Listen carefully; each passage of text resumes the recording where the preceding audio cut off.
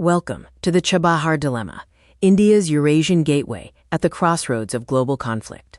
Today, India stands trapped between three powerful forces: American sanctions, Chinese expansion through Gwadar and the Belt and Road Initiative, and instability in the Middle East near the Strait of Hormuz. If India loses Chabahar, it doesn't just lose a port. It risks losing direct access to Eurasia, strategic leverage against China, and an alternative trade corridor that could reduce costs and strengthen India's economy for decades. The Chabahar Port is India's geopolitical anchor, with over $120 million invested, providing crucial direct access to Eurasia, bypassing Pakistan. The strategic dilemma centers on the U.S. Treasury sanctions waiver, expiring on April 26, 2026, amidst regional conflict. Finally, through a process of negotiated divestment, India is preparing to transfer operational control to an Iranian entity. Located in Iran's Sistan-Baluchistan province, Chabahar is the nation's only oceanic port.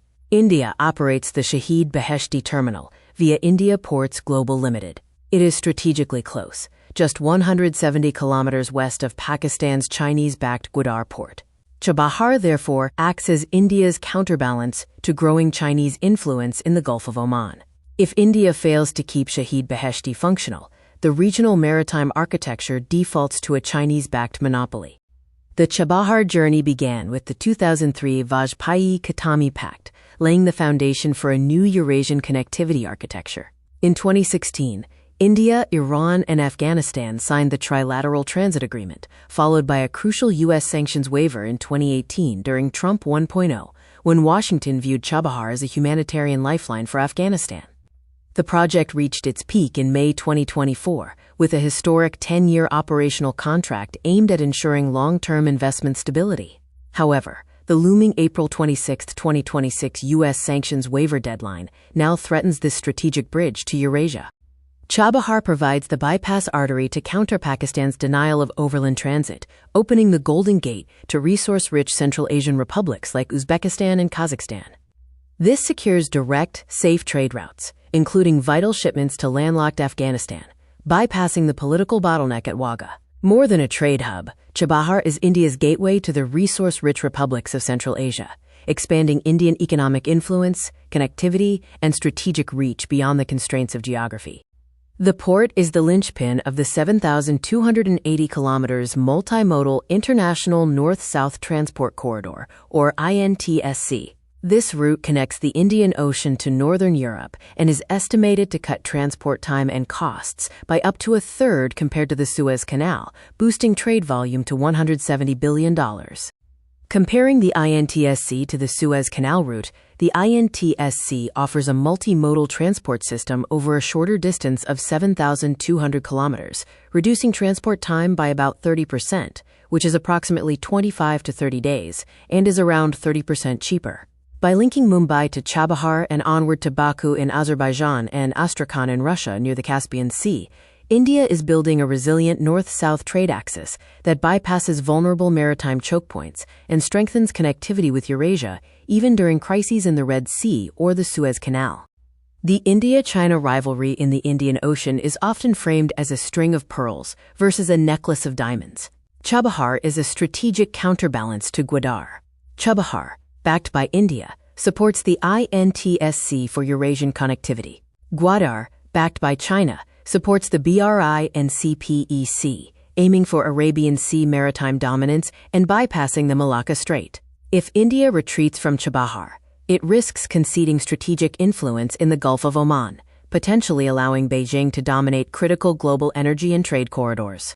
India has $120 million in sunk capital and $250 million in future commitments. The port has yielded 8.7 million tons of cargo. However, a glaring red flag is the $0 allocated for Chabahar in the February 2026 Indian budget, signaling a shift from direct investment toward a more cautious and insulated strategy under growing sanctions pressure.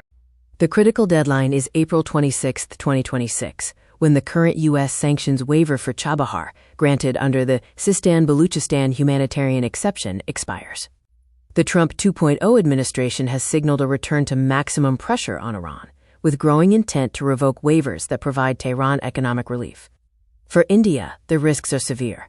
Secondary sanctions could blacklist IPGL from the global dollar system. Indian shipping, insurance, and logistics firms connected to Chabahar could face crippling restrictions, and Washington has floated the threat of 25% tariffs on countries maintaining Iranian trade ties. In effect, India's gateway to Eurasia is increasingly being framed by the U.S. as a backdoor for Iran, turning Chabahar into a strategic friction point between New Delhi and Washington. Nearly 155 million barrels of Iranian crude are reportedly stranded in floating storage near the Gulf of Oman, equivalent to over 1.5 days of global oil consumption. This buildup has transformed the waters around Chabahar into a high-tension geopolitical zone. As conflict risks and military posturing intensify in the Middle East after the U.S. withdrawal from Afghanistan, India's earlier humanitarian justification for Chabahar has weakened. Washington increasingly sees the port not as a relief corridor, but as an economic lung that could provide Iran with vital financial breathing space amid escalating regional tensions. If India is forced to exit Chabahar, China is the most likely power to fill the vacuum.